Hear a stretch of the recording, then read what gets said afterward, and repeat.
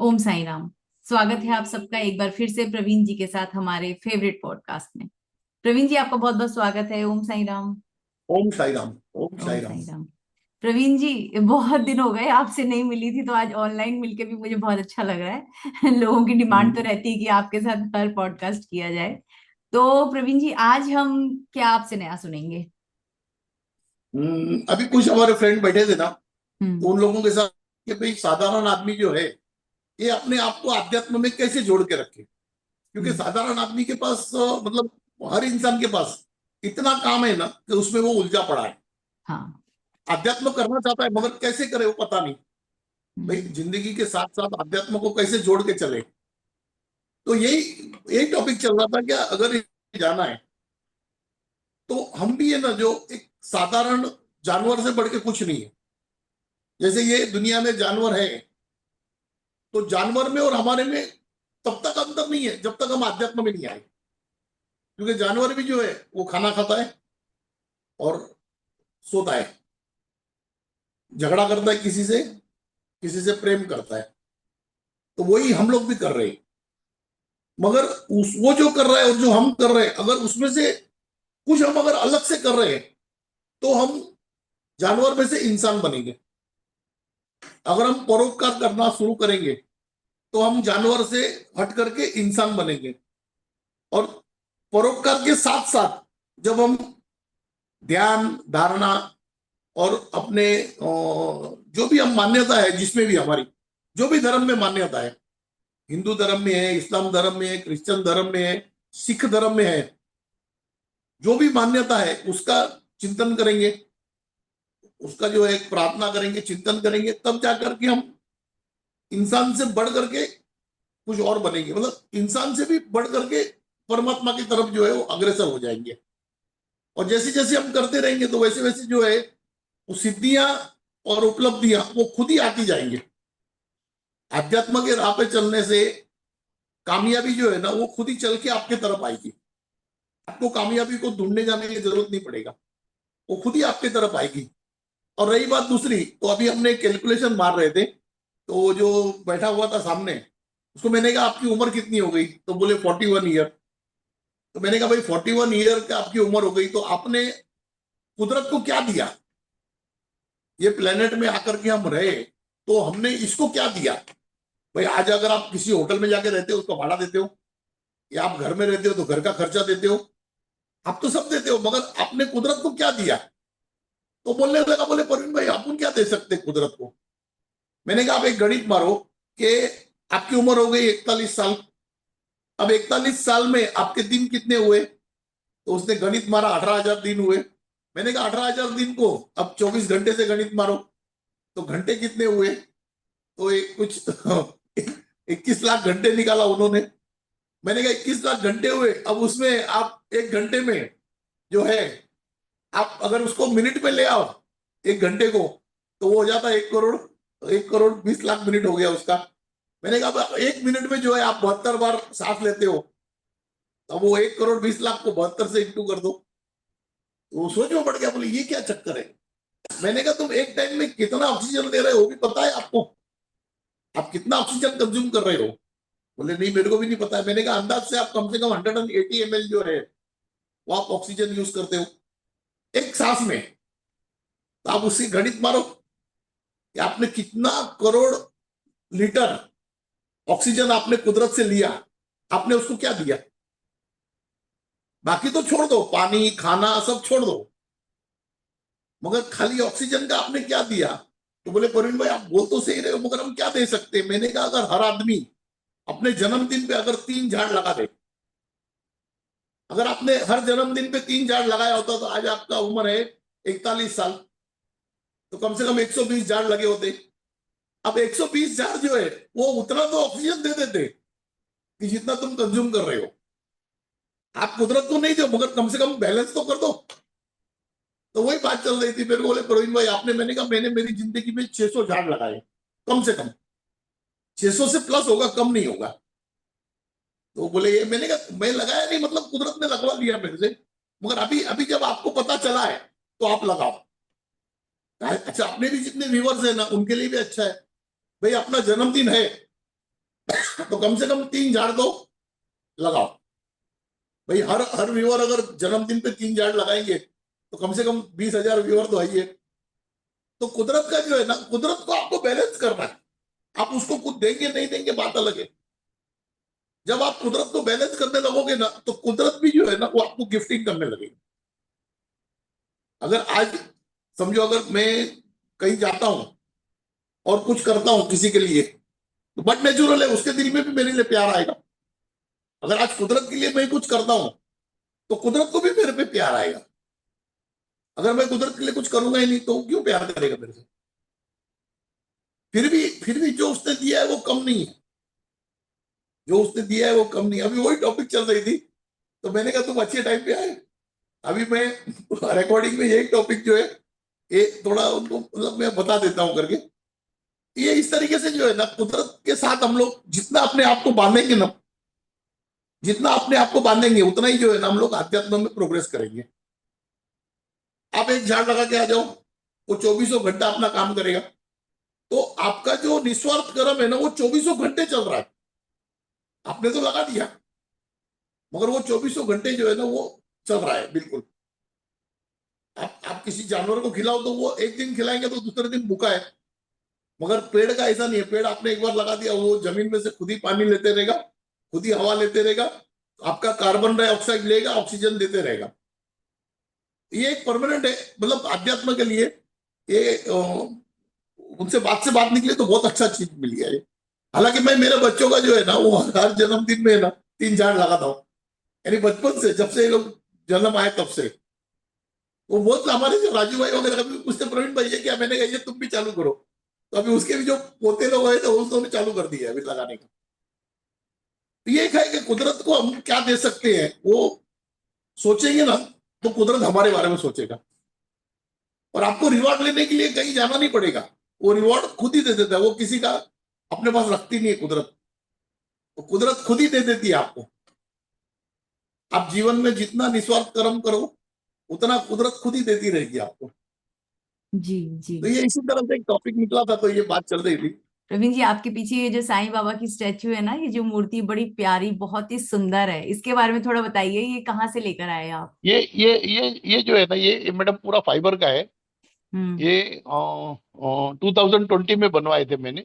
हम्म। Fibre का है और वो ऐसे दीवार से है ना ऐसे बाहर आया हुआ है, इम्बोज है ये जो है ना बाबा का। हम्म। जैसे ये बाबा का हाथ है ना, तो इसको हम्म। हाथ मिला सकता हूं मैं ऐसे। ओ। यानी ऐसे बाबा से हाथ मिला सकते हैं। अच्छा। और ये पैर है ना ये भी बाहर है बाबा के। अरे और ये वाह। कम से कम ये 8 इंच बाहर है ये स्टोन, अच्छा, मूर्ति पत्थर से। पे बैठे हैं? हाँ पत्थर पे बैठे हैं। पूरा वाह। फाइबर का है वो। और वो बहुत मतलब बहुत लॉन्ग लास्टिंग है, सुंदर। उसको 100 साल तक कुछ होगा नहीं। बहुत सुंदर है, बहुत ही प्यारी हाँ स्टेचू है बाबा की, बहुत ही सुंदर, एकदम जीवंत, जैसा लगता है ना कि साक्षात बाबा बैठे हुए हैं, ऐसा फील हो रहा है उसे देख कर ना। स्टेचू वाली फील नहीं आ रही, बड़ा हाँ। डिवाइन और अच्छी इसकी सी। इसकी भी एक कहानी ऐसी है ना। हम्म। ये स्टेचू की भी कहानी है। सुनाइए। ये ये जो मूर्ति है ना, ये 2020 में मैंने कहीं से फ्लैट लिया था एक, तो ये बनवा के लिया था उसके लिए।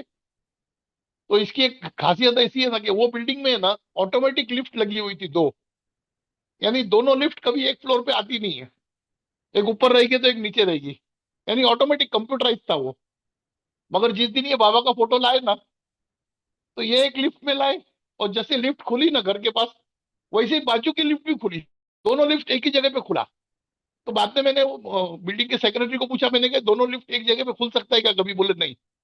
इसका मतलब ये मूर्ति एक लिफ्ट से आया और दूसरे लिफ्ट से बाबा खुद आए। और जो मेरा डॉगी है ना, वो ये मूर्ति के सामने ऐसे बैठ करके है ना, रात को एक दिन 2 बजे ऐसे ऐसे ऐसे मुंडी ला रहा है, ऐसे ऐसे ऐसे ऐसे ऐसे ऐसे कम से कम 15 मिनट। मैं पीछे से देख रहा हूँ तो वो ऐसे ऐसे बातें कर रहा है कुछ। बाद में मैं वाइफ को बुलाया आस्ते से, मैंने कहा आज देखिए क्या कर रहा है। तो वो ऐसे ऐसे। और बाद में जैसे उन्होंने हमको देखा ना, तो शर्मा के भाग गया। पहले आधा घंटा बैठा था, जैसे ही मेरे को देखा तो शर्मा के चल के सुबह में चढ़ गया जाकर के।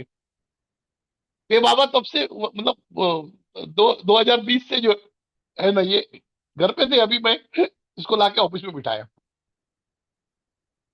तो जो भी आते हैं ना वो यही सोचते हैं कि ये बाबा का हाथ बाहर कैसे आया है। अगर कभी प्रसाद वरसाद लगाते हैं ना हम लोग, तो उनके हाथ में दे देते हैं। पहले मुंह में दिखा के फिर हाथ में रख देते। ये मतलब इस तरीके का मूर्ति बना है ये। आपने और इन्होंने स्पेशली क्या किया था, बनवाई है ये? हाँ स्पेशल बनवाए थे। उन्होंने पहले मट्टी में फरमा बनाया, बाद बाद में वो मट्टी तोड़ दिया। तो ये same same same to same मूर्ति नहीं बनेगा वापस। अगर बनेगा तो थोड़ा 19-20 बनेगा, मगर ये सेम नहीं बनेगा क्योंकि वो फर्मा टूट गया उस टाइम पे।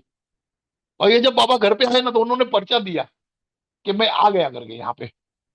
मैंने लिफ्ट वाले को भी पूछा, कंपनी को, ओटीज एलिवेटर का था। मैंने कहा आपका दोनों लिफ्ट एक फ्लोर में खुलेगा क्या? बोले कभी नहीं खुलेगा, नेक्स्ट नेक्स्ट टू इम्पॉसिबल है बोले। मगर उस दिन कोई था ही नहीं ऊपर, मगर लिफ्ट खुला। जहाँ डिवाइन की पावर होती है वहां कोई ये इलेक्ट्रिक पावर और हाँ वो ह्यूमन पावर नहीं उसी को चलती ना। उसी उसी को चमत्कार बोलते हैं ना। चमत्कार उसी को बोलते हैं।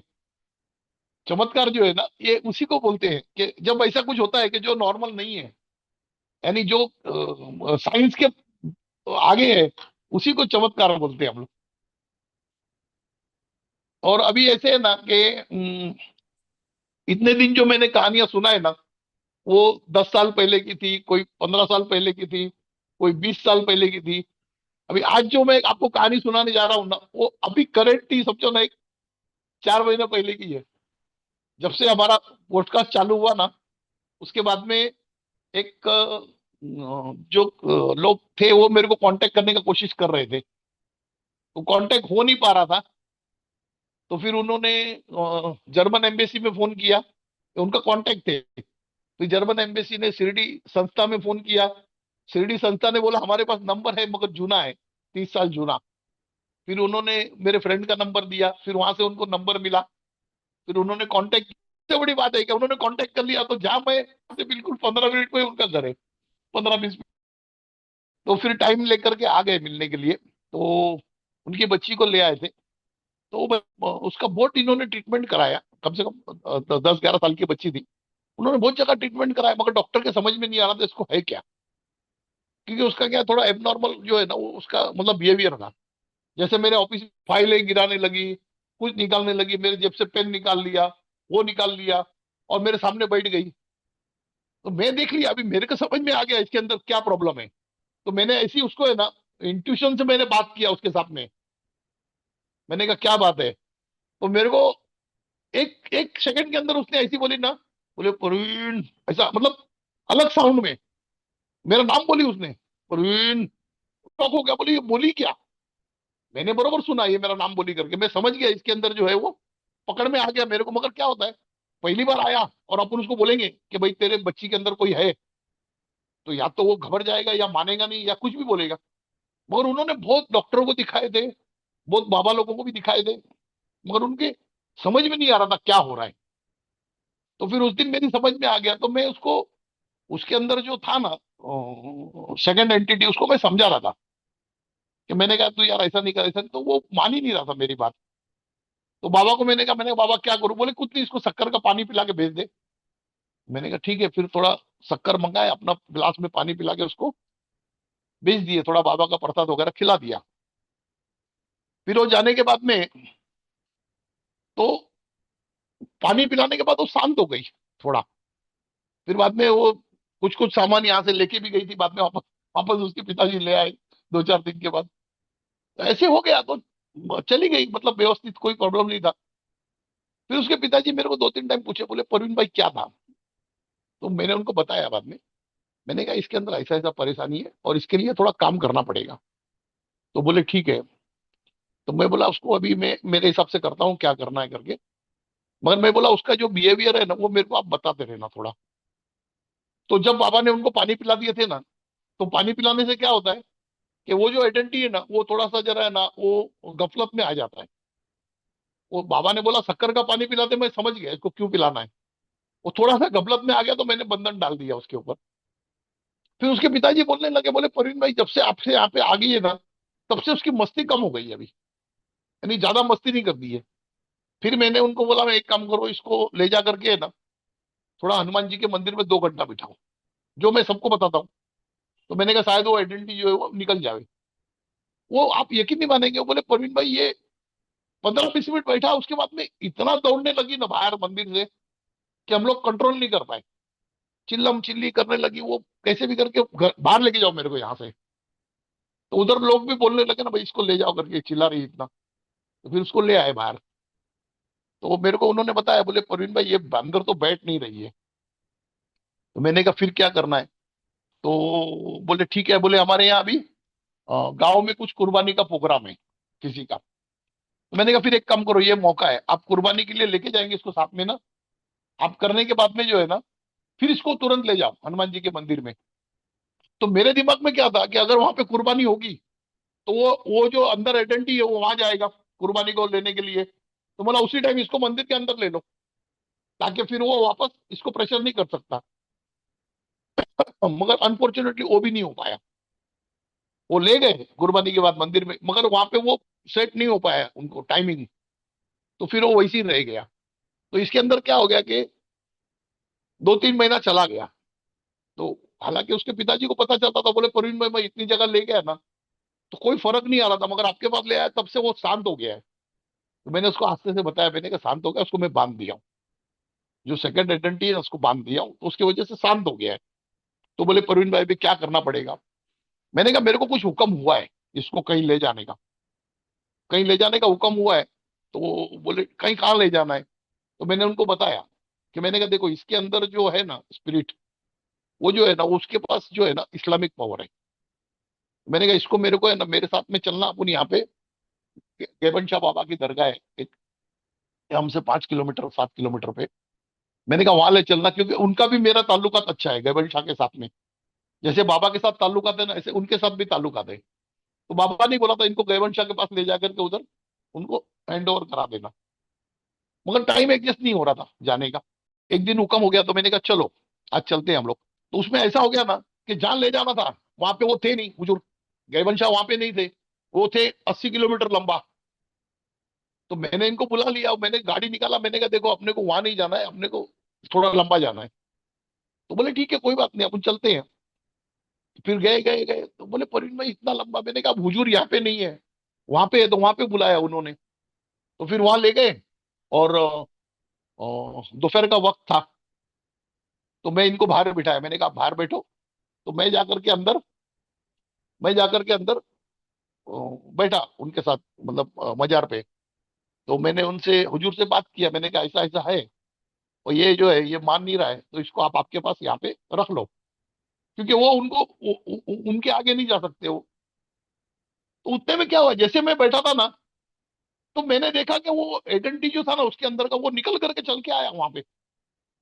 तब मैंने उसकी शक्ल देखा। अरे मैंने कहा यार जो मैं सोच रहा था उससे तो बहुत भयानक है ये।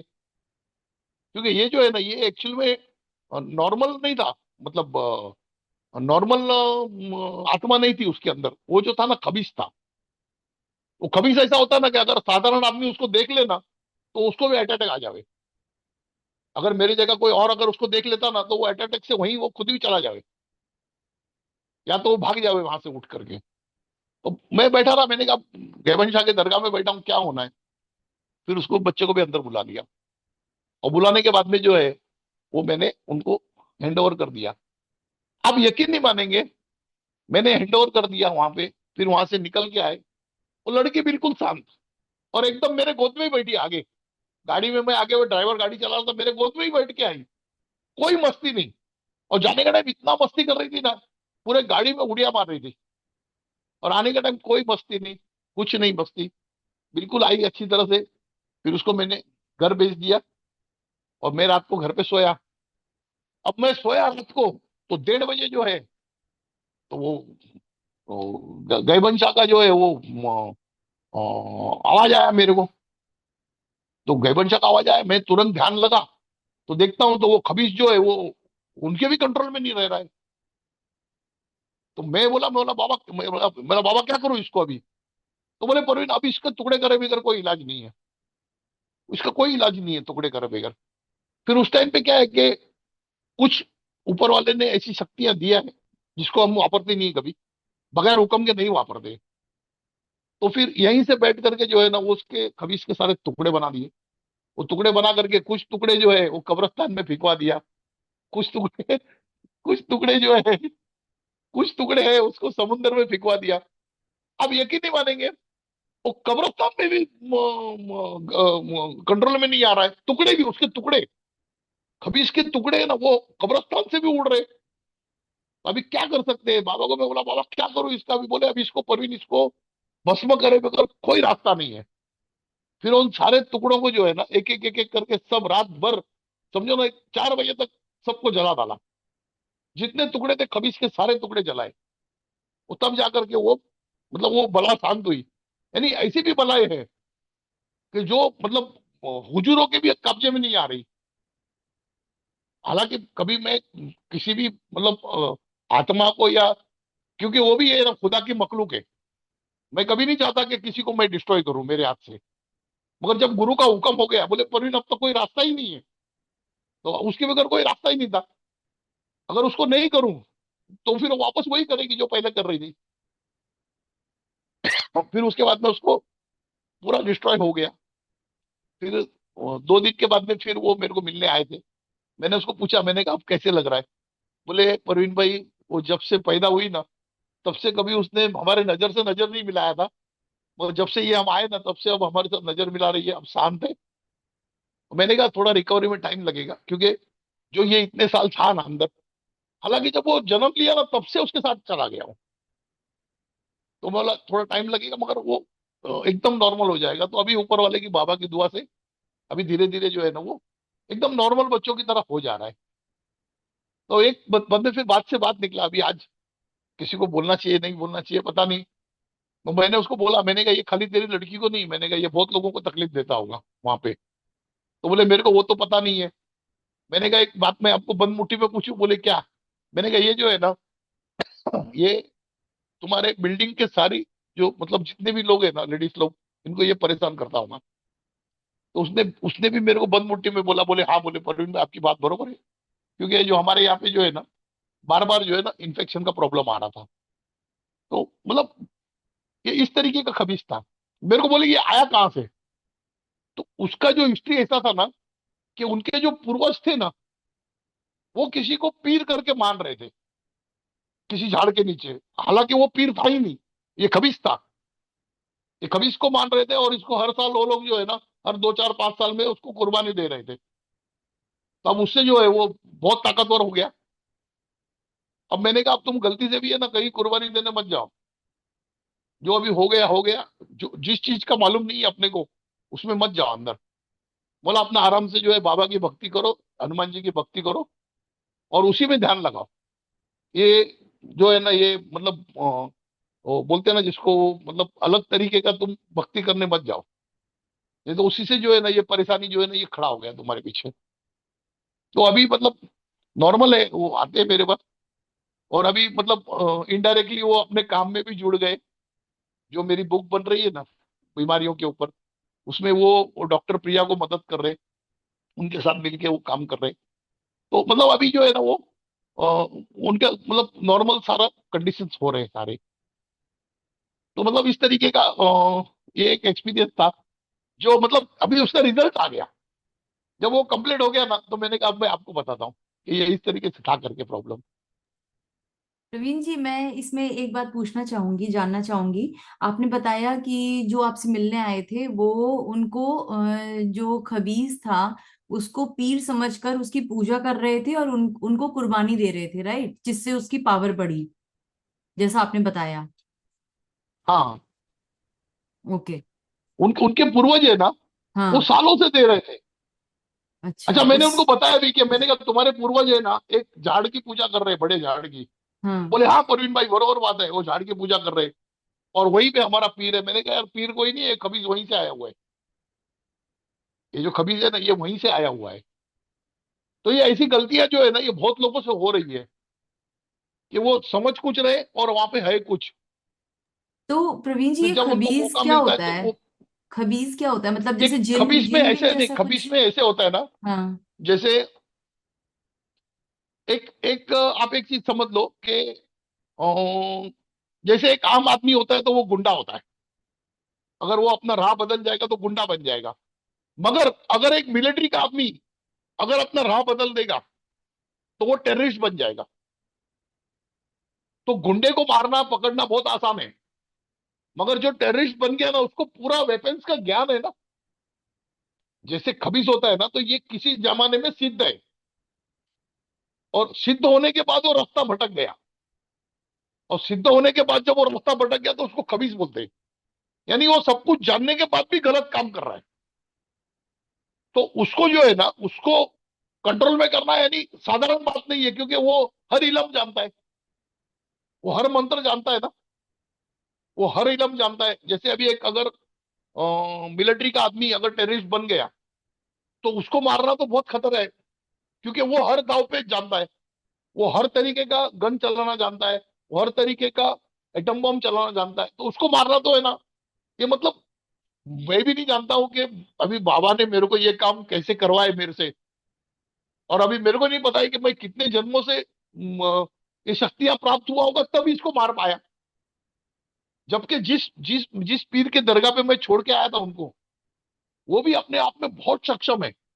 आज गैबन शाह बोलेगा तो उनका नाम है पूरी दुनिया में, खाली इंडिया में नहीं, पूरे दुनिया में उनके मजार है, और वो भी बहुत बड़ी शक्ति है। मगर वो उसके कंट्रोल में नहीं आ रहा था, पूरा उद्यम मचा के रखा था रात को। तो यहां से पकड़ो तो वहां से निकल जाता है। अच्छा, और सबसे बड़ी बात, अभी मैं आपको फोटो भेजूंगा उसका। देखो ये एक चमत्कार हो गया है कि जब मैं मजार पे बैठा था ना, तब मेरे जेब में मोबाइल था, मगर वो खबीज जब अंदर आ रहा था ना, उसका फोटो आ गया। ये शायद आप पहली बार इंटरनेट पे दिखाते होंगे खबीज का फोटो। ये मैं आपको अभी भेजूंगा, अभी ये अपना प्रोडकास्ट हो रहा है ना, मैं भेजूंगा आपको। क्लियर कट खबीज दिख रहा है। जब मैंने उसके पिताजी को दिखाया तो वो तो डर गया। मैंने कहा तुम डरना मत, ये देखो ये चीज है, ये चीज है, उसके मुंह से लेकर के उसकी पूंछ तक। जैसे जैसे आपको पता है अपना वो चूहा में एक बड़ा चूहा आता है, उसको बोलते हैं क्या, घूस घूस बोलते हैं ना, घूस। हाँ ऐसे जी, बड़ा चूहा आता है, हाँ जी, हाँ जी, इतना हाँ बड़ा, जी। हाँ, हाँ, हाँ, हाँ। मगर इतना है कि इसका मुंह ऐसे रहता है लंबा। आप वो जो वीडियो है ना, उसको अगर आप जूम, वीडियो नहीं, जूम करके देखेंगे ना, तो उसका मुंह, उसका आंख, उसका बाल, उसका पूंछ सब दिख रहा है। ये फोटो मैंने नहीं खींचा हूं, क्योंकि कोई दुनिया का आदमी खींच ही नहीं सकता है। ये हम्म, उसकी जो हम्म, स्पीड है ना, उसकी हम्म। जो चलने की स्पीड है, कोई दुनिया का कैमरा उसको कैप्चर नहीं कर सकता है खबीज को। ये तो कुछ कुदरत ने किया है, मैंने, मेरे को पता भी नहीं। ये तो जब मैं दूसरा दिन देखा ना, क्योंकि उसकी लड़की है ना, वो मेरे मोबाइल से खेल रही थी, तो उसके अंदर उसने बहुत कुछ ऐसे उंगलियां उंगलियां खुद की बनाई थी। तो मैं देख रहा था, मैंने कहा "अरे, ये किसका फोटो आ गया मजार का"। तो मैं ध्यान से देखा, अरे मैंने कहा इसके अंदर तो खबीज भी आ गया। क्योंकि खबीज को मैंने देखा, मेरे को दिखता है, मगर वो नेक्स्ट टू इम्पॉसिबल है कि भाई ये चीज कैमरा में आ जाए। ये अभी मैं आपको बताऊंगा ना, वो खबीज का फोटो, यानी वो देख के भी जो है ना, देख के भी उसको डर लगता है। उसके बाल जो है ना, इसी जो शेप में खड़े हैं ना, उसको फोटो में देख करके भी वो डर रहा था। मेरे को बोले परवीन भाई डर लग रहा है ये तो। अरे मैंने कहा तुम इसको ही पूज रहे थे इतने सालों से, तुम्हारे कितने पूर्वजों ने इनको पूजा। तो हमारे हमारे लोगों से ये बहुत बड़ी बड़ी गलतियां हो रही है कि आज जैसे कोई कोई तांत्रिक लोग बैठे हैं, बोले हम तुम्हारे घर का भूत निकाल देते, ये निकाल देते। अब वो क्या निकालते क्या डालते उनको मालूम। ये बीच में एक अमल में आपको जो लास्ट टाइम जो मैंने जिसका वो बीमारी ठीक किया था पूरे बदन का, जो फोटो भेजे थे हमको, हाँ, जिसके वो पूरे इंटरव्यू बदन भी में। आपको मैंने, हाँ जी, हाँ जी, वो पूरे बदन में हाँ उसके उसका इंटरव्यू वो भेजा था हो गए मैंने थे। आपको। हाँ, हाँ, हाँ, हाँ।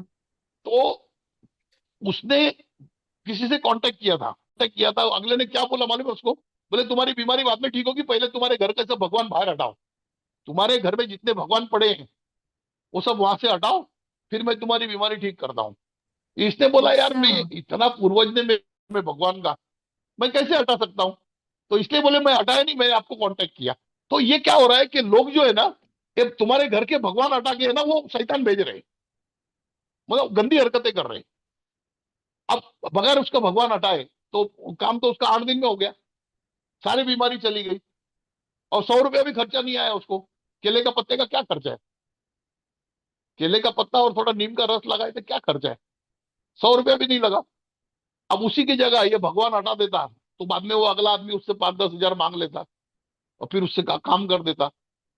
अभी बोलना नहीं चाहिए अपन, क्या होता है किसी के बारे में बोलना ठीक नहीं है, मगर वो भी आपके चैनल से ही उसने कांटेक्ट किया था उनको, आपके चैनल के कांटेक्ट से ही कांटेक्ट किया था। ये परेशानी है, उसने बोला सब भगवान हटाओ, फिर मैं इलाज बताता हूँ क्या करना है।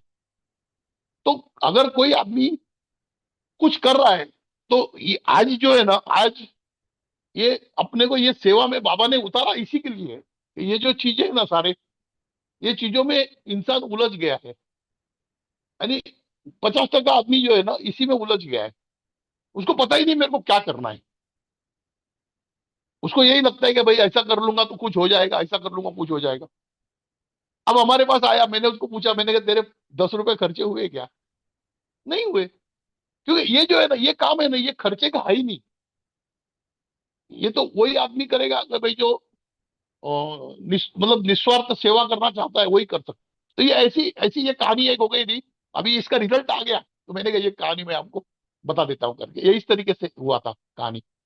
आज किसी को हम बोलेंगे तो उसको यकीन नहीं आएगा, मगर जिसके साथ हुआ है ना वो एक दिन उसका भी इंटरव्यू जो है ना अभी आएगा तो मैं लेकर के आपको भेज दूंगा, तो आपको ज्यादा थैंक यू। यकीन आएगा। हाँ हाँ। जी, हाँ जी, वो भी क्या बिल्कुल। बच्ची का था, तो मैंने कहा जब तक पूरा कंप्लीट नहीं होता है तब तक बोलना ठीक नहीं है। तो इस तरीके के मतलब काम जो है ना अभी बाबा बाबा ने करवाना शुरू कर दिया है धीरे धीरे। किताब जो बना रहे हैं ना उसका समझो ना एक 25% काम हो गया है, और बाकी है मतलब ये जनवरी तक हो जाना चाहिए कंप्लीट। ये अभी तक जो है ना 70 टाइप्स का जो है ना वो डिसीज अपन ने अपने कवर किए थे, और उसके रिजल्ट भी अच्छे आए लोगों को। और इसमें एक एक चीज और था ना मैडम, कि जितने जितने लोगों को इसका इफेक्ट आया है, जितने जितने लोगों को अपने अपने ट्रीटमेंट से इफेक्ट आया है, उनका थोड़ा फीडबैक हमारे को मंगाना पड़ेगा। क्योंकि अभी क्या हो गया, जैसे मेरे को एक दो जन ने बोला कि बोले परवीन भाई आप ये किताब छापोगे ना तो ये जितने भी मतलब मेडिकल वाले हैं, डॉक्टर्स है और जो कंपनियां हैं मेडिकल की, ये सारे जो है ना ये आपको जो है ना ये क्लेम करेंगे, मतलब आपको परेशान करेंगे। क्योंकि अभी अभी रिसेंटली किस्सा हो गया वो सिद्धू का। वो हाँ जी, सिद्धू जी ने हाँ अपने वाइफ जी, को हाँ ठीक जी। किया, अभी उसके ऊपर हम्म। 800 करोड़ का दावा डाल दिया इन्होंने। हाँ हाँ हाँ, मैंने सुना था ये तो चीज, इसके लिए राइट। क्या होता है कि मेरे को थोड़ा फीडबैक लगेगा कि भाई इतने लोगों का ठीक हुआ तब जाकर के मैं बुक पब्लिश कर रहा हूँ। तो जितने ना ठीक, अगर वो भेजेंगे ना फीडबैक तो वो उसका परमिशन लेने के लिए अच्छा पड़ेगा। बुक जो है ना वो बाहर पब्लिश करने से पहले उसका परमिशन लेना पड़ेगा। एक हो सकता है उस टाइम पे जो है ना, उस टाइम पे हो सकता है डॉक्टर लोग के साथ में और ये टीवी चैनल वालों के साथ में शायद कुछ थोड़ा बहुत जो है ना वो डिस्कस भी होगा। क्योंकि इतना आसानी से वो लोग आने नहीं देंगे, उनका रोजी रोटी है। हाँ, तो अपने जितने भी लोग हैं ना, मतलब जिनका जिनका ठीक हो रहा है, उनका फीडबैक जो है ना वो अभी मैं आपको है ना एक मैं नंबर देता हूँ मेरा, वो व्हाट्सअप का, वो मैं हाँ, वेडनेसडे और थर्सडे चालू रखूंगा। ठीक है। तो अगर किसी को भी डालना है तो व्हाट्सअप पे वो मैसेज डाल देवे डायरेक्ट मेरे को। ठीक है। फिर मैं उसको थर्सडे को देख करके ना फिर वेडनेसडे को उनको फीडबैक दे दूंगा। ठीक है। ठीक है, ये तो बहुत जिसको भी हेल्प हो नया जाएगी। परेशानी है, हाँ हाँ, जिसका भी ठीक नया है। परेशानी है वो भी दे पाएगा। हाँ, और जो जूना फीडबैक है वो जो देगा ना वो मैं रिकॉर्ड में रख लूंगा। ठीक है, डन, ताकि कल क्या है परफेक्ट। ना टेक्निकली जो है ना, हम्म।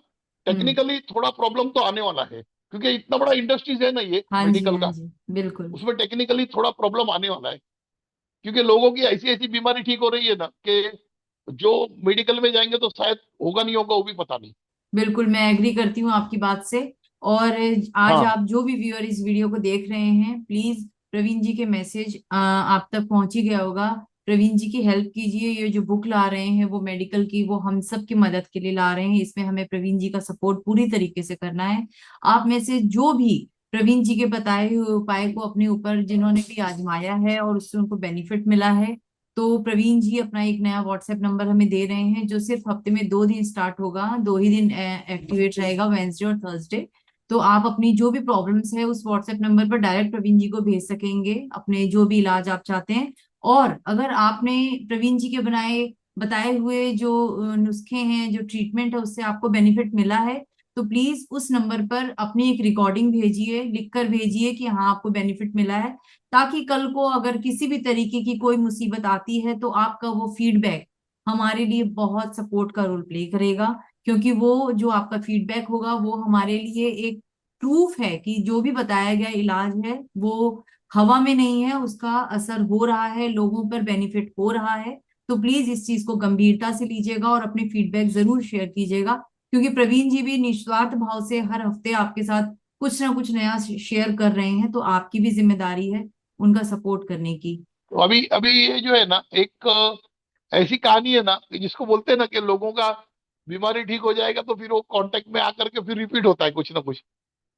तो जो ऑस्ट्रेलिया में सिडनी में जो भाई रहते थे हमारे, तो वो जिन्होंने लास्ट टाइम आपको बताया था, जिनके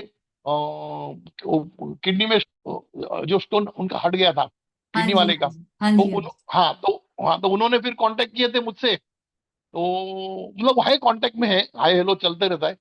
तो उन्होंने बताया, बोले प्रवीण भाई मेरे जो कजिन है उनको भी थोड़ा ज्यादा परेशानी है उनके घर पे, तो वहीं ऑस्ट्रेलिया में रहते हैं। तो बोले प्रवीण भाई थोड़ा देखो क्या है क्या नहीं। तो देखो क्या होता है, बाबा को जिसका कर्म करना होता है ना, वो तुरंत ध्यान लग गया। मैंने उनसे कहा, मैंने कहा देखो तुम्हारे कजिन के घर के अंदर नहीं, मगर घर से बाहर सामने जो है ना, एक पाइप है पानी जाने का, उसके नीचे से एक पाइप है, दीवार के नीचे से, जो रोड के ऊपर ऐसे 2 फुट का दीवार होता है ना, कहीं कहीं जहाँ पे ब्रिज होगा, नाला होगा। तो मैंने कहा वो जो है ना, वहां पे परेशानी है, क्योंकि जो उनकी मिसिस है, उनकी शक्ति इतनी है ना घर में पूजा पाठ, कि वो गलत चीज अंदर नहीं आ पा रही है। वो क्या कर रहे हैं, जब ये घर से बाहर निकलते हैं काम पे जाने के लिए, तो वो उसके साथ हो जाता है, उसका काम होने देता नहीं। जब वो वापस आते हैं, तब वो जाकर के वहां पे वो पाली के ऊपर बैठ जाता है, उस दीवार के ऊपर, और ये घर में आ जाते। तो ये अगर किसी को लाके घर दिखाते भी है तो कुछ नहीं है घर में। तो वो बोले परवीन भाई ऐसा है, मैंने कहा हाँ। बोले मैं उनको बोलता हूँ, फिर आपको बताएंगे, फोटो निकाल के, मेरा घर के अंदर का मत निकालो, घर के बाहर का निकालो, परिसर का।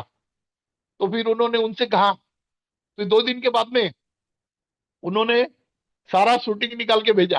वो सोच में पड़ गए कि ये इंडिया में बैठा हुआ है, मेरे घर से मेरे घर से 500 मीटर दूर ये पहली एक मतलब स्टेप बना हुआ है, नीचे से पानी जाने का है, ये कैसे देख लिया वहां से।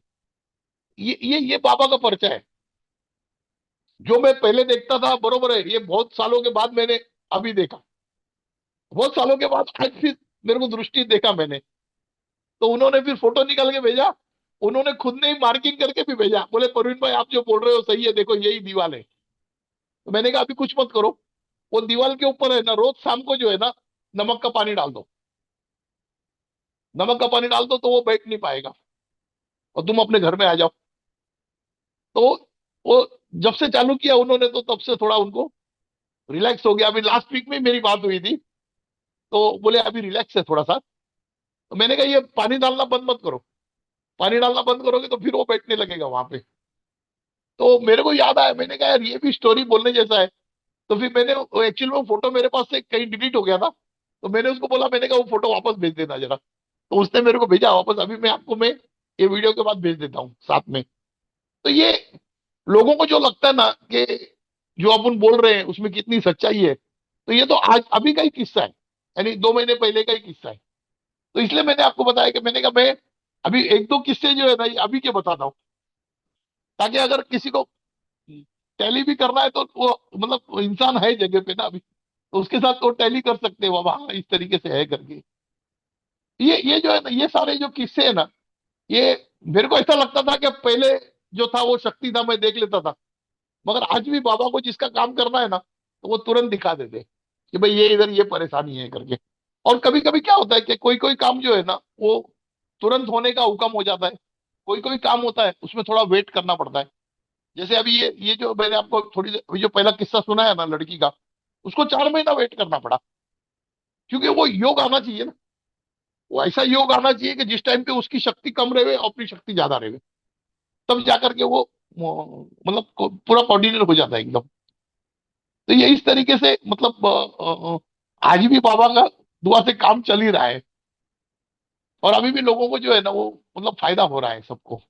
प्रवीण जी, हाँ हाँ एक ना कोलकाता से एक है, किसी ने अपना एक प्रॉब्लम भेजी है, थोड़ा सीरियस और प्रॉब्लम है, जैसे अभी आपने बताया ना, वो खबीस हाँ वाला हाँ जो आपने बताया, वैसे ही एक प्रॉब्लम है। एक लेडी है, हाँ उन्होंने हाँ अपना प्रॉब्लम शेयर किया था कि पिछले हाँ हाँ 30 साल से उनकी नानी की आत्मा को एक तांत्रिक ने बंधक बना रखा है। और हाँ उनकी जो हाँ नानी है, उनकी आत्मा हाँ हाँ कई बार इनके सपनों में आई है और बताती है कि हाँ इस हाँ तरीके से उस तांत्रिक ने बंधक बनाया हुआ है। तो इन लोगों ने जो भी करवा सकते थे, जैसे पिंड दान वगैरह गया में करवा दिया, हाँ पूजा हाँ पाठ हाँ जो भी इनको बोला गया था हाँ सब हाँ कुछ करवाया, लेकिन उनकी नानी की आत्मा हाँ की हाँ जो बंधक है वो छूट नहीं रहा। तो हाँ हाँ अब हाँ, जो हो रहा है इसकी वजह से उनके यहाँ पितृदोष भी हो रहा है इसकी वजह से, क्योंकि नानी की आत्मा बंधन बरोबर में है। है। हाँ हाँ और हाँ इनके इनके फैमिली में बहुत ज्यादा प्रॉब्लम चल रही है, बहुत। और हाँ अभी हाँ कुछ हाँ। समय पहले इनकी मदर की डेथ भी हो गई। तो इसकी वजह से अब ये अच्छा। दोनों भाई बहन अकेले रह गए हैं, कोलकाता के रहने वाले हैं, बहुत ज्यादा प्रॉब्लम में हैं। तो ये हाँ, नहीं तो चाहते हैं इनके कि लिए, आप इनकी कोई हाँ हाँ मदद करें। हाँ, इनके लिए बिल्कुल, इनके लिए मैं एक काम बताता हूँ। इन्होंने एक समझो ना कि ऐसे इतना सा नमक लेके रखना पड़ेगा, और एक बोतल में गंगा जल, गंगा जल। और उनके उन्होंने दादी को देखा हुआ होगा, अगर जो बंधन बंधन में अगर उनको हाँ, देखा हुआ नानी। होगा, उनकी नानी, हाँ, सपने नानी, में आती है हाँ उनके, नानी हाँ जो हाँ। बंधन में है उनके, अगर उन्होंने देखा हुआ होगा तो ठीक है, तो फिर वो इमेजिनेशन कर सकते हैं। तो क्या करना है उन्होंने कि एक मुट्ठी में नमक लेना है, और इमेजिनेशन करके उसके नानी के इर्द गिर्द डालना है, ऐसे, मतलब नानी के ऊपर नहीं, नानी के बाजू में घेरा बनाना है नमक का, एक नमक का घेरा बनाना है। और जैसे घेरा पूरा बन गया इमेजिनेशन में, उसके बाद में वो गंगा जल लेकर के उसके सर पे डालना है, नानी के। तो तब वो जो है ना, वो बंधन से आजाद हो जाएगा। और अगर समझो उसको नानी का शकल नहीं मालूम है, तो फिर एक फोटो रख करके है ना, वो फोटो रख करके भी कर सकते हैं काम। यानी जैसे एक फोटो को रख दिया बीच में, खड़ा कर दिया, और उसके इर्द गिर्द है ना, ऐसे नमक का घेरा बना दिया, नमक का घेरा बना दिया, और उसके बाद में जो गंगा जल है ना, वो उस फोटो पे डाल दिया। तब वो उसकी आत्मा जो है ना, वो वहां से मुक्त हो जाएगी। बहुत, बहुत ही मतलब एकदम सिंपल इलाज है। जी वो जी कितना भी बड़ा तांत्रिक होगा ना, अगर कितने भी जी। बड़े तांत्रिक ने बांधा है ना, तो वो हम्म। छूट जाएगा बिल्कुल, ओके। ओके। एकदम छूट जाएगा। हम्म।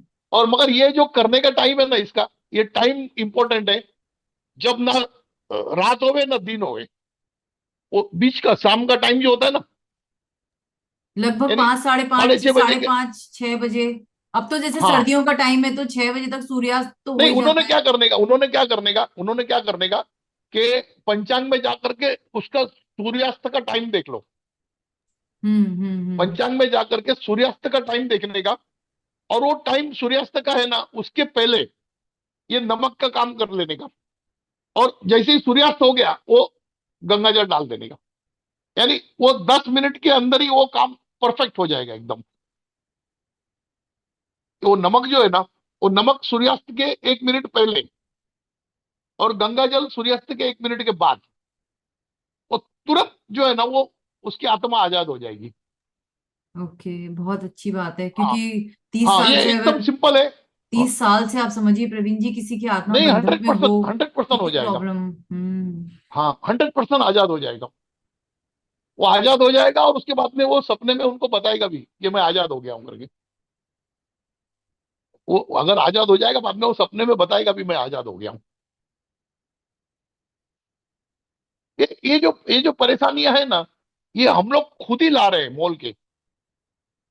ये और कोई नहीं ला रहा है। अभी मैं आपको एक सिंपल बात बताऊं ना, कि इंसान 24 घंटे में से सिर्फ आधा घंटा है ना, वो अपने आत्मा के लिए दे, सिर्फ आधा घंटा। तो उसको दुनिया का कोई जादू टोना कोई परेशानी लगेगा ही नहीं, अगर आधा घंटा देता है ना वो। जैसे सुबह हम उठ गए, बरोबर है, मैं एकदम सिंपल बता देता हूँ। सुबह उठ गए, हम जो बिस्तर पे बैठे हैं ना, जो बिस्तर पे उठे ना, वहीं से पहले तो आपके आराध्य को नमस्कार कर लो। आप जिसको मानते हो, भाई हनुमान जी को मानते हो, शंकर भगवान को मानते हो, दुर्गा माता को मानते हो, अल्लाह को मानते हो, यीशु को मानते हो, जिसको मानते हो ना, उसको एक बार नमस्कार कर लो। वो नमस्कार कर लेने से जो है ना, आप उसके कनेक्ट में आ गए। अगर नेगेटिविटी आएगा तो रात को ही आना है आपके पास। और आप सुबह उठने के बाद अगर पहले अपना आराध्य का नाम ले रहे हो, तो नेगेटिविटी को तो भागना ही है। वो नेगेटिविटी तो रहेगी नहीं। अच्छा, वो होने के बाद में अगर आपको बाथरूम बाथरूम जाना है, तो फिर उसके बाद में जो है ना, ओमकार का जाप। ऐसा जरूरी नहीं आप नहा धो के करो, आप हाथ मुंह धो लो, थोड़ा सा छिट्टा मार लो सर पे, और एक पानी का गिलास रख के बैठ जाओ। ओमकार का माला जो है ना, 5 माला करने में 15 मिनट लगता है। वो 5 माला करके वो पानी पी लो, अपने घर के मटके में डाल दो, ताकि पूरे घर वाले को उसका इफेक्ट आ जावे। ये इतना काम आपने कर लिया, फिर इसके बाद में आप नहा धो के जो पूजा पाठ करते हो आप करो, मगर इतना काम कर लेने से है ना आप इन चीजों से दूर हो जाओगे। अगर आपके पास समझो आपके घर के वास्तु में भी दोष है, वो भी दोष जो है ना इससे नलीफाई होएगा धीरे धीरे।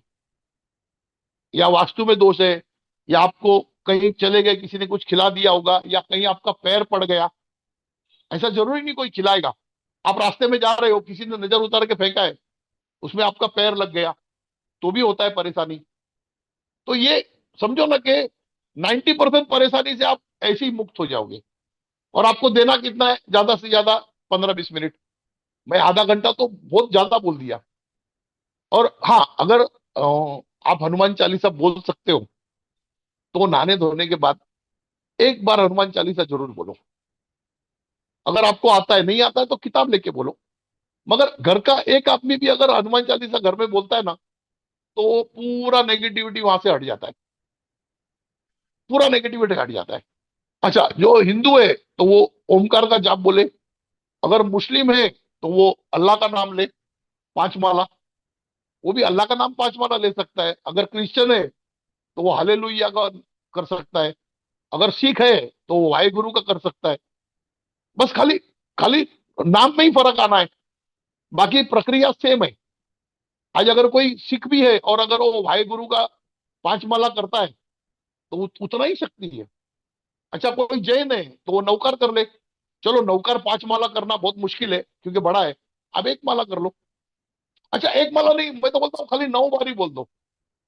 नौकार जो है ना, पानी रख के 9 बार बोल दो, और वो श्रद्धा के साथ थोड़ा पानी पी लो, थोड़ा मटके में डाल दो। देखो, आज के तारीख में है ना, अब ऐसा बोलना नहीं चाहिए, अपन अपन मतलब बहुत छोटा आदमी है दुनिया में, मगर आज जो ये टीवी में कार्यक्रम चल रहे हैं ना, भांडा फोड़, ये फोड़, वो फोड़, अच्छा वो जानते क्या है? आज मैंने देखा वो माता जी के बारे में कुछ बोल रहे हैं, अपने स्थान के बारे में कुछ बोल रहे हैं। अच्छा, उनको कुछ नॉलेज ही नहीं है। ना तो वो वाइब्रेशन थियरी जानते, वाइब्रेशन थियरी जानते नहीं है वो ना तो एटमॉस्फेयर थियरी जानते हैं। भाई, एटमॉस्फेयर जो है ना वो भी अपना काम करता है, वाइब्रेशन थियरी अपना काम करता है, श्रद्धा अपना काम करता है, विश्वास अपना काम करता है। वो कुछ जान ही नहीं रहे। वो एंकर बैठा हुआ है, वो क्या क्वेश्चन पूछ रहा है, कौन से लहजे में पूछ रहा है। यानी जिसको बोलते हैं ना कि मतलब अध्यात्म को जो है ना उन्होंने ला करके रोड पे बिठा दिया। वो 2 पंडे को बिठा लेते हैं, वो मंत्र जाप करता है। अरे, मंत्र जाप करने से कुछ नहीं होता है। वो संस्कृत के श्लोक बोलते हैं, उनको लगता है कि संस्कृत का श्लोक बोल दिया मतलब बहुत बड़ा बात हो गया। अरे, हम जो हिंदी में बात कर रहे हैं वो संस्कृत में कर रहा है, उसमें कोई बहुत बड़ा 19-20 नहीं है। मगर लोग क्या हो रहे हैं, वो देख देख के ना धीरे धीरे अपने आध्यात्म से, अपने भगवानों से, अपने पंडितों से, अपने आराध्यों से सबका विश्वास कम हो रहा है। भाई, एक आदमी अगर मंदिर में जा रहा है, मैंने देखा उस दिन एक माता जी का मंदिर था, और वो है ना मैडम, वो जो बोलते हैं ना, क्या बोलते हैं, सिद्ध पीठ है। अभी सिद्ध पीठ का महात्मा जो लड़का है बैठा हुआ, उसको कितना नॉलेज होगा? जो परंपरा चलते आ रही है वो परंपरा को जो है ना वो निर्वाह कर रहा है। अब वो बोल रहा है कि औरतें नीचे सोई है, उसके ऊपर से पालकी जाने से क्या होगा? अरे, पालकी का शक्ति उसको पता है? उसको बोलो एक दिन बाबा के पालकी के नीचे से आके बताओ। ये जो बातें कर रहे हैं टीवी में बैठ करके, उसको बोलो जाओ शिरडी, बाबा की पालकी निकलती है उसके नीचे से निकल के बताओ। तुम घर तक नहीं पहुंचोगे। पालकी का शक्ति क्या जानते हो? इतना बड़ा सिद्धपीठ का पालकी है जो औरतों के ऊपर रखने से जो है ना, तो उनको जो है ना वो गर्भ धारण होता है। अच्छा, होता क्या है, वाइब्रेशन थियरी कैसे काम करता है? वाइब्रेशन से जो है ना आपके बॉडी के अंदर जो है ना वो मोलिकुलर तैयार होता है। जो वहां पे ढोल बजते हैं ना, ढोल, वो ढोल से जो है ना आपके बहुत से एटम्स जो है ना वो अंदर अंदर ब्लास्ट होते हैं। वो होने से जो है ना बॉडी के अंदर से एक केमिकल रिलीज होता है, जो आपके अंदर का जो भी तकलीफ है उसको वो निकाल देता है। अच्छा, वो कुछ जानते ही नहीं है उसके बारे में। अब वो उसको पूछ रहे बच्चे को, वो बोलता है यार हमारे पूरक लोग जो कर रहे हैं वो हम कर रहे हैं। अच्छा, वो कुछ गलत नहीं कर रहे। अच्छा, वहां पे लोगों को रिजल्ट भी मिल रहा है। जो औरतें थी ना वो औरतें बोल भी रही हैं कि भाई हाँ, हमको यहाँ आने से जो है हमको बच्चा हो गया। वो बोलता है कैसे हो गया, तुम डॉक्टर के पास नहीं गए थे? औरतें बोलते हम गए थे डॉक्टर के पास मगर नहीं हो रहा था। फिर वो एक दूसरी लेडी बोली थी, वो बोले क्या, खाली औरत में होगा परेशानी ऐसा नहीं, मर्द में भी हो सकता है। अरे भाई, तो मर्द भी तो वहां पे गया है ना, औरत के साथ में मर्द भी वहां पे गया है, तो वाइब्रेशन थियरी तो उसमें भी लागू पड़ रहा है। बोले उसको क्यों नहीं सुला रहे? अरे बाबा, गर्भ धारण कौन करेगा? औरत करेगा ना। तो पालकी के नीचे किसको सुलाएंगे? ये मतलब ये बगैर सर बगैर पैर की बातें कर रहे हैं। और उनको ऐसा लग रहा है ना कि हम टीवी चैनल लेके बैठे, तो हम जो तरीके से बात करेंगे चल जाएगा। वो बच्चा है ना, सिर्फ रोना बाकी रह गया था। अब वो क्या जवाब देगा तुम्हारी बातों का? अरे जो 200 साल 500 साल से जो क्रिया चलते आ रही है, ये तुम्हारे मेडिकल को आकर के आज जुम्मा जुम्मा 500 साल भी नहीं हुआ है। ये तो हजारों साल से चालू आ रही है प्रक्रिया।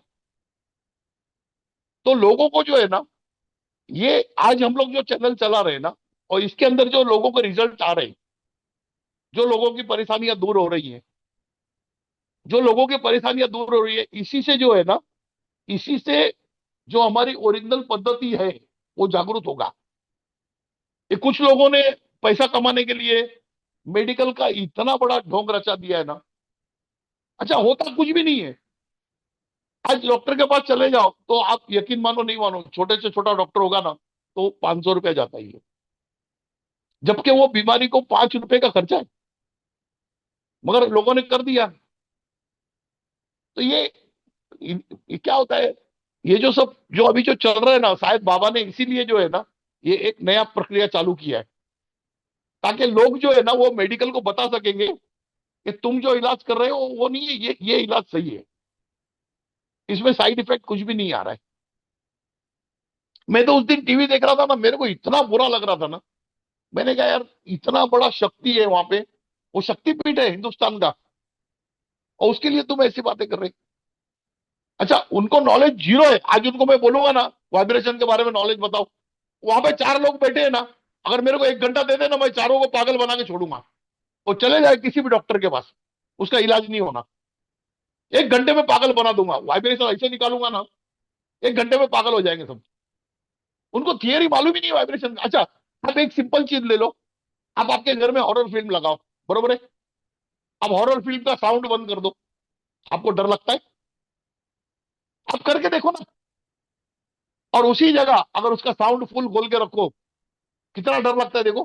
सारा सारा हॉरर वो जो है वो वाइब्रेशन ऑडियो थियरी से ही है, होता है, बिल्कुल सही कहा आपने, हॉरर जो है ऑडियो से ही वो होता है। वाइब्रेशन थियरी है।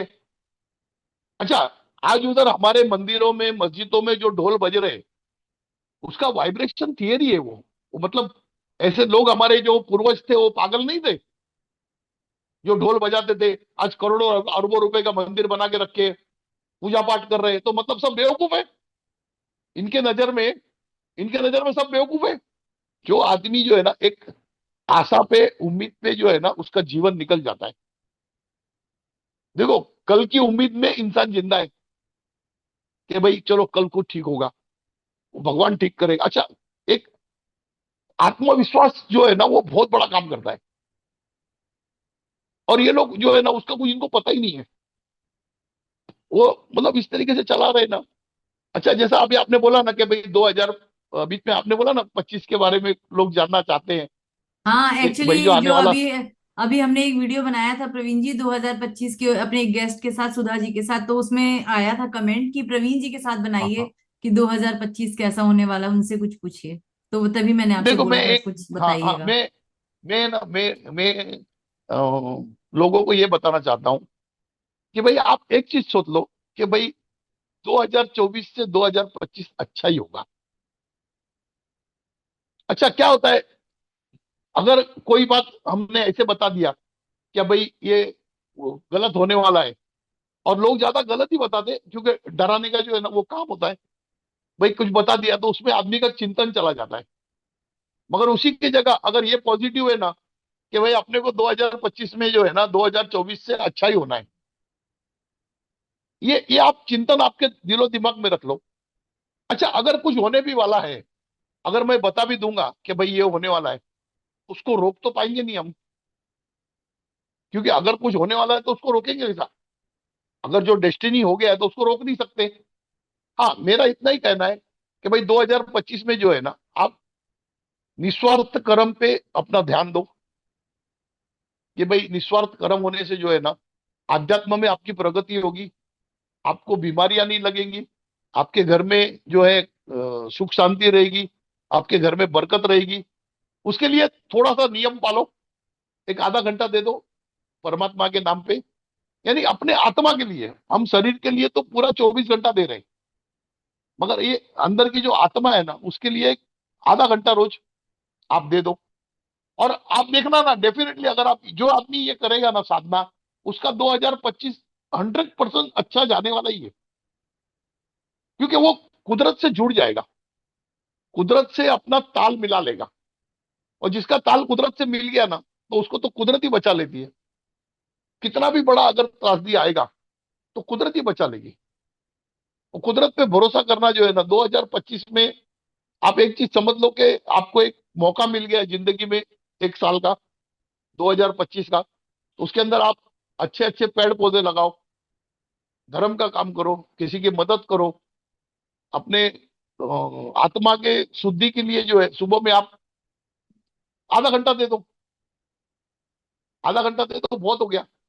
अच्छा, आपके हेल्थ के लिए दे दो। भाई आप हेल्थ के लिए जो है, अगर समझो आपके बदन में दर्द है, तो आप अदरक का पानी पियो। अदरक को उबाल करके जो है, उसमें थोड़ा हल्दी नमक डाल करके पानी पियो। अच्छा, अगर आपको कुछ और प्रॉब्लम है बदन में, तो उसके लिए आप सुबह सुबह का जो वक्त है ना, वो उसको आप दे दो। जैसे अभी बहुत से उम्र वाले लोग आते हैं, मेरे को बहुत मैसेज आता है ना कि भाई उम्र हो गई है तो उनकी याददाश्त कम हो रही है, याददाश्त कम आ रही है बदन में। तो उनको यही ट्रीटमेंट बताता हूँ, भाई याददाश्त कम हो रही है ना, उसको रतालू खिलाओ। सुबह सुबह आपके घर में जो भी बुजुर्ग है ना, उसको रतालू खिलाओ, तो उसकी याददाश्त कम नहीं होगी। अच्छा, उसको जो है थोड़ा सा चांदी के गिलास में पानी पिलाओ, तो उससे जो है ना उसका ब्रेन जो है ना वो एक्टिवेट जरा बरोबर रहेगा एकदम। और अगर उनके बदन दर्द हो रहा है, तो उसको हफ्ते में 2 बार जो है थोड़ा अदरक और हल्दी नमक का पानी पिलाओ। अच्छा, ज्यादा कमजोरी आ रही है, तो मेडिकल स्टोर में जो है इलेक्ट्रोल पाउडर मिलता है। वो इलेक्ट्रोल पाउडर जो है वो एक बोतल में एक पैकेट डाल करके उनको दिन भर में पिला दो, तो उनको एनर्जी आ जाएगी। अच्छा, ये सब जो चीजें है ना, ये आप 2025 में अपनी जिंदगी में बदलाव करो। अपनी जिंदगी में ये बदलाव करो कि भाई अपने घर में जितने लोग हैं, पहले उनकी परेशानी देखो। गांव की परेशानी बाद में, पहले अपने घर के लोगों की परेशानी, उसके बाद गांव की परेशानी, उसके बाद दुनिया की सोचेंगे। पहले तो अपना अपना जो परेशानी है, फिजिकली, फिजिकली मेंटली स्पिरिचुअली, ये चीज आप पहला अपने आप को सही कर लो। देखो 2025 का भविष्यवाणी जो है ना, ये लोग करते हैं। अगर आपको अजमाना है ना, तो उन्होंने जो किया है ना, वो आप किताब में लिख के रखो। और 2025 खत्म होने के बाद उनसे सवाल करो। आदमी सवाल कोई नहीं करता। भाई तुमने पूरा 2025 मेरे को डरा के रखा, तो ये तो कुछ हुआ ही नहीं। देखो, डरा हुआ आदमी जो है ना, उसकी एफिशिएंसी है ना आधी हो जाती है काम करने की। अगर बीच में ये पता है वो एक बार बोल दिए थे वो 2012 में पूरा दुनिया जाने वाला है, बहुत लोगों ने जीने का आशा ही छोड़ दिया था। क्यों? तो बोले 2012 में तो जाने वाला है। मगर तुमने वो आदमी का एनर्जी डाउन कर दिया, उसको आप बैकफुट में ले आए। या तो तुम भविष्यवाणी करो तो 100% सही होना चाहिए, 100% सही होना चाहिए ना। मगर आदमी लोग का परेशानी क्या आता है, वो बाद में क्वेश्चन नहीं करते। अगर क्वेश्चन करना चल, अच्छा आज अगर मैंने कुछ बोला है, अगर तुम उसके ऊपर मेरे को क्वेश्चन करेंगे, तो मैं आंसरेबल है ना। आदमी जो है ना सुन लेता है और खुद के अंदर भय बिठा लेता है, और फिर क्वेश्चन नहीं करता। 2026 में नहीं करता है। आप 2023 का भविष्यवाणी उठा के देखो, और 24 में क्वेश्चन करो ना कि भाई ये तो कुछ हुआ ही नहीं, तो तुम खामखा झूठ क्यों बोल रहे हो। जैसे हमारे इलेक्शन में वो जो चलता है ना पहले, वो क्या बोलता है उसको, वो रिजल्ट आने से पहले एग्जिट पोल। एग्जिट पोल में कुछ सच्चा तो निकलता नहीं है, मगर वो क्यों कर रहे हैं? क्योंकि उनको बाद में कोई क्वेश्चन नहीं कर रहा है। उसके बाद में क्वेश्चन करे, तुम आदमी को गफलत में डाल दे रहे हो। ये भविष्यवाणी जो कोई करता है ना, तो आप सुन लो, उसको रिकॉर्ड कर लो, और 2025 खत्म होने के बाद उसको क्वेश्चन करो, भाई तुमने ये बोला था। हम लोग जो है ना, हम लोग वहीं पे जो है ना अंधविश्वास का शिकार बनते हैं हम। ये जो अंधविश्वास अंधविश्वास बोल रहे हैं ना, हम वहीं पे शिकार बनते हैं। भाई ये टीवी चैनल है, ये दिन भर ये बाबाओं का प्रोग्राम चलाता है, कितनी जगह पे कुछ कुछ न्यूज होगा, क्यों नहीं बताता है? वो न्यूज क्यों नहीं बताता है? उसका काम न्यूज बताना है, ना कि अंधविश्वास को खोलना है। अंधविश्वास को खोलना है तो कानून पड़ा हुआ है ना, कानून करेगा काम। खुद का ड्यूटी छोड़ करके दूसरे को बल कराने का काम है। आज मैं अगर बोल दूं कि अरे यार 2025 में तो सब खत्म होने वाला है, तुम्हारी तो जीने की आशा ही छूट जाएगी। और अगर कुछ नहीं हुआ तो क्या? तुम्हारा एनर्जी सत्यानाश कर दिया मैंने, खराब कर दिया। ये जो लोग भविष्यवाणी कर रहे हैं ना, इनसे सीधे सवाल करो। और ये लोग जो है ना, ये भगवान का नाम लेके भविष्यवाणी कर रहे हैं कि भाई इतने साल पहले ये भगवान ने बोला था, इतने साल पहले वो भगवान ने बोला था। तो बाद में नहीं हो रहा तो फिर क्यों वापस अगले साल क्यों बोलेगा फिर? मगर नहीं, अगले साल फिर वो दूसरा 4 साल का प्रोग्राम प्रोग्राम बता देता है। मैडम क्या हो जा रहा है, मैं कभी कभी बोलता हूँ ना, तो मैं आपको मतलब करंट सिचुएशन के साथ ही बता रहा हूँ कि भाई इस तरीके से जो है ना ये लोग सोच रहे हैं।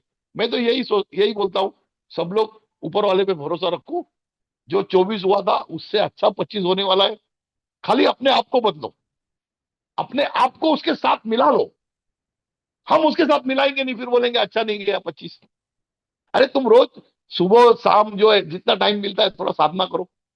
100% 2025 है ना, ये 24 से तो बहुत बढ़िया जाएगा। पॉजिटिविटी पॉजिटिविटी ले आओ। जो पॉजिटिविटी आ जाएगा ना, बोलते हैं ना कि बगैर हथियार का भी फौज जीत जाता है, अगर उसके अंदर पॉजिटिविटी होगा तो। और अगर नेगेटिविटी घुस गया तो दुनिया के बड़े से बड़ा हथियार होगा ना, तब भी जंग हार जाएंगे हम। क्योंकि विश्वास विश्वास जो है ना, वो इस दुनिया में 90% काम विश्वास करता है। किसी भी प्रोजेक्ट में अगर आप काम कर रहे हो, अगर आपका विश्वास कायम है तो 90% तो विश्वास ही काम कर देता है। आपको तो 10 ही टका करना होता है। मगर उसी की जगह अगर विश्वास खत्म हो गया तो आप 100% एफर्ट लगाओगे तो भी कुछ नहीं होगा। और बताइए मैडम। और क्या बताएं प्रवीण जी, आपने बिल्कुल कुछ कुछ ठीक। ज्यादा तो नहीं बोल देता हूँ ना मैं? नहीं तो कभी नहीं कभी नहीं थोड़ा मैं उसमें आ जाता हूँ, लहर में आ नहीं जाता नहीं हूँ।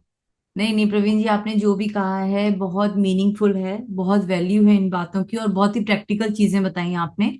और मुझे लगता है कि आज जो भी इस वीडियो को देखेंगे उनके लिए मैसेज प्रवीण जी का यही है कि 2025 का स्वागत आध्यात्म के साथ करें, आध्यात्म से जुड़ें, अपनी थॉट्स को बिल्कुल बिल्कुल। पॉजिटिव रखें, अपनी सोच को सकारात्मक 2025 का रखें। शुरुआत नहीं, पूरा 2025 जो है ना वो आध्यात्म के साथ रहे। हाँ बिल्कुल। शुरुआत नहीं, शुरुआत कर देंगे नहीं, पूरा हम्म। साल। हाँ, पूरा आध्यात्म साल से आप जुड़ जुड़े जाएं, रहो। अपने जीवन में हाँ, आध्यात्म आध्यात्म को से जुड़े लेकर रहो। आए, हाँ अपने जीवन में हाँ, आध्यात्म। आध्यात्म को लेकर आए। हाँ, और आध्यात्म को ले आए। हाँ, अपनी थॉट को पॉजिटिव बनाएं, क्योंकि हम जितना पॉजिटिव सोचते हैं ब्रह्मांड उसे उसी तरीके से लेता है और उसे पूरा करता है। अगर हम हर वक्त नेगेटिव रहेंगे तो ब्रह्मांड को लगेगा कि हमें नेगेटिविटी की जरूरत है, वो फिर हर चीज नेगेटिव करेगा। तो आपकी सोच आपकी जिंदगी बनाती है। पॉजिटिव बने, सकारात्मक रहें, आध्यात्म से जुड़ें, और प्रवीण जी से तो आप जुड़े ही हैं। 2025 में है ना, 2025 में अपनी सोच को थोड़ा सा बदल दो, थोड़ा सा। हम्म। अपनी सोच को थोड़ा सा बदलो। अगर किसी के पिताजी है तो उसको अपने पिताजी से ज्यादा रिस्पेक्ट दो। हम्म। अगर किसी की माता जी है तो उसको अपने माता जी के ज्यादा रिस्पेक्ट दो। अगर किसी का बच्चा है तो उसको अपने बच्चे से ज्यादा प्यार करो। ये इससे क्या होता है कि जैसे जैसे इंसानियत जागरूक होगी ना, तो वैसे वैसे जो है ना आपके वाइब्रेशन अच्छे होंगे, आपके दिन अच्छे होंगे। और जितना होता है, आज आप जितना मंदिर से प्यार करते हो ना, उतना ही आप मस्जिद से करो, उतना ही आप चर्च से करो, उतना ही आप गुरुद्वार से करो। क्यों? क्योंकि वहां पे भी वही स्थापित है, महाशक्ति स्थापित है। आज मंदिर में महाशक्ति है तो मस्जिद में भी महाशक्ति है, गुरुद्वारे में भी महाशक्ति है, चर्च में भी महाशक्ति है। जैसे आपके पिताजी है, मैं मेरे पिताजी को रिस्पेक्ट दूंगा और आपके पिताजी को नहीं दूंगा, तो ऐसे तो हो ही नहीं ना। भाई मेरे पिताजी ने मुझे जन्म दिया, आपके पिताजी ने आपको दिया। भाई पिताजी तो पिताजी है, माता जी बिल्कुल माता जी है। बिल्कुल बस बिल्कुल, उतना बहुत बहुत उतना सही सा बात। उतना सा अपने सोच में फर्क लाएंगे ना, बिल्कुल। उतना सा अपने सोच में फर्क लाएंगे ना, तो आपके लिए सारा संसार बदल जाएगा। जी। और सुबह में आधा घंटा स्पिरिचुअल को दे दो, और जहां मौका मिला वहां पे निस्वार्थ कर्म करो। आध्यात्म को अपना स्वभाव बना लो, आध्यात्म को अपना स्वभाव बना लो। जैसे हम सांस लेते हैं तो हमको सोचने की जरूरत नहीं पड़ती है, उसी तरह आध्यात्म के काम जो है अगर हमारा स्वभाव बन जाएगा तो हमको करना नहीं पड़ेगा, वो खुद ही हो जाएगा अपने हाथ से। अपने को स्पेशली करना जरूरत नहीं पड़ेगा। ओम शाई राम। आज के लिए इतना, फिर अगली बार फिर मिलेंगे। ओम शाई राम। ओम साईं राम। प्रवीण जी, आपकी ओम बातों से बहुत बहुत मोटिवेशन मिला, और मुझे लगता है जो भी आज इस वीडियो को देख रहे हैं, प्रवीण जी के मैसेज को गंभीरता से लीजिए। शक्ति ऊपर एक ही है, नाम अनेक हमने उनको कर दिए हैं, शक्ति एक ही है। सबकी इज्जत करनी है, बड़ों को इज्जत करनी है, अपने आप को पॉजिटिव बनाना है, आध्यात्म से जुड़ना है। और फिर हम आपसे जल्दी जुड़ेंगे एक और नए वीडियो के साथ। तब तक अपना ख्याल रखिए। धन्यवाद। ओम साईं राम। ओम शाई राम।